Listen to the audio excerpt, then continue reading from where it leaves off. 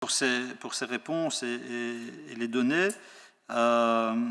Si j'ai bien compris, vous dites que en valeur, il y a une forme de désengagement du secteur à l'égard des importations de diamants bruts de Russie. Mais en volume. Donc en volume. En volume, mais pas en valeur.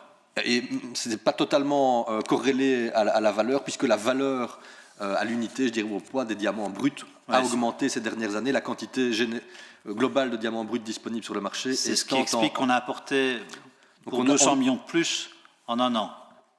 En grande partie, effectivement. Donc on a importé moins en termes de quantité et donc de poids, mais le prix au poids ayant augmenté ces dernières années, cette diminution du volume ne s'est pas traduite, ne se traduit pas dans les chiffres en valeur de nos importations.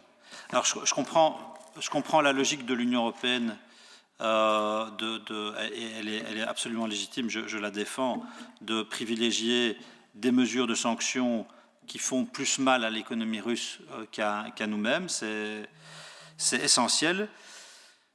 Sur le secteur du diamant, c'est quand même des sommes qui sont relativement importantes. Je ne sais pas ce que représente le secteur en termes d'emploi chez nous, mais si je compare avec des sanctions, par exemple, qui sont prises dans la sidérurgie, là c'est un secteur qui est quand même très générateur d'emploi, on n'a pas eu le même type de scrupules, ou en tout cas la même magnanimité à l'égard du secteur de la sidérurgie qu'à l'égard du secteur du diamant. Donc c'est quand même interpellant, cette espèce de jeu à géométrie variable concernant les sanctions que l'on prend. Mais voilà, au moins j'ai des réponses à mes questions. Je crois qu'il faudra en tirer les bons enseignements politiques en cas de nouveaux paquets de sanctions dans les prochains mois ou les prochaines semaines. Voilà, merci beaucoup.